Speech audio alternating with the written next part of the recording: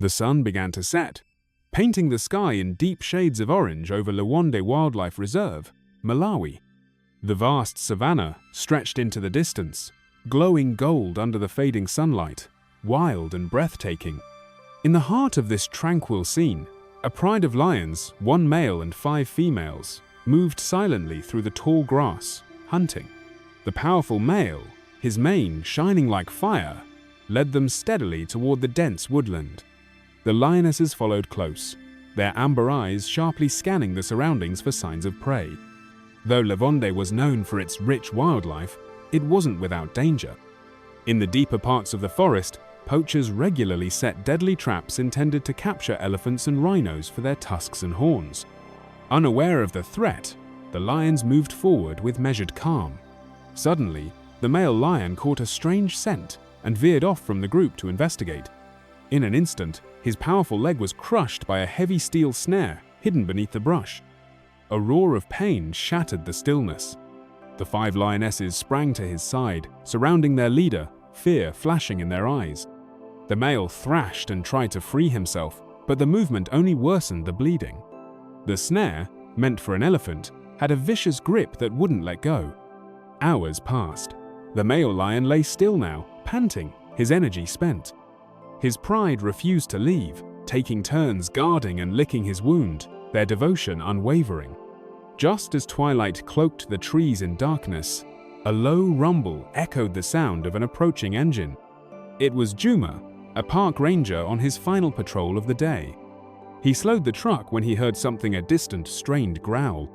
Climbing out of the vehicle, he was stunned by the sight before him, a majestic lion, caught in a brutal iron trap, surrounded by protective lionesses. Understanding immediately that this was the work of poachers, Juma knew time was short. He didn't have time to return for help, and if he left, the poachers might return to finish what they started. He grabbed his tranquilizer gun, approaching slowly with both hands raised to show he meant no harm. The lionesses growled low but didn't attack, perhaps sensing his intentions. The male stopped groaning, as if recognizing the ranger's presence as something different. Sweat poured down Juma's face as he set the gun aside, opting for direct action. He knelt beside the wounded lion, whispering softly, though he knew they didn't understand his words. His hands shook as he touched the cold steel of the trap. The chain was twisted tightly, the lion's legs swollen and bleeding heavily. He wrestled with the trap for minutes that felt like hours, every second heavy with tension. The lion occasionally winced and growled, but remained still. One lioness stepped forward, but another blocked her, keeping her in place. Their gaze was locked on Juma, both cautious and curious.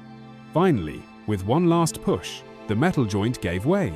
The male lion let out a roar, part pain, part freedom. Though the wound was still bleeding, he was free from the cruel snare. Juma rushed to retrieve his first aid kit from the truck and returned quickly. He cleaned the wound with cotton and disinfectant, wincing as the lion flinched slightly. The lionesses stared in silence, their bodies tense but still. Juma bandaged the leg as best he could, whispering a curse under his breath at the cruelty of poachers. He gave the lion a mild stimulant to help recovery. The male shuddered as the needle went in but didn't lash out. Juma could barely believe they were letting him do this.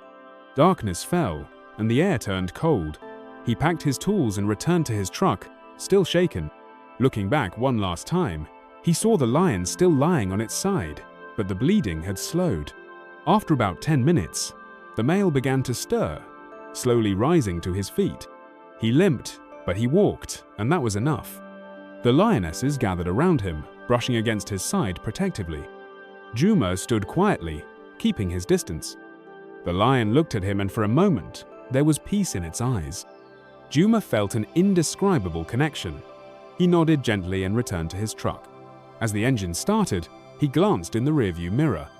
The pride stood still, watching him until he was gone. From that day on, the image never left his heart. Each evening, when his patrol took him past the same stretch of forest, he paused. Sometimes he'd hear rustling, and then, one day, he saw the male lion again. It stood at a distance, simply watching.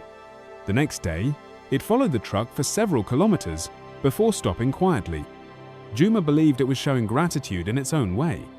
It became a ritual, a silent encounter of trust. And with every glance from the lion's calm eyes, Juma felt his bond with nature grow stronger. It was a reminder, not all wildness is dangerous sometimes, it's simply waiting to be respected. Dear friend, thank you for listening to this story.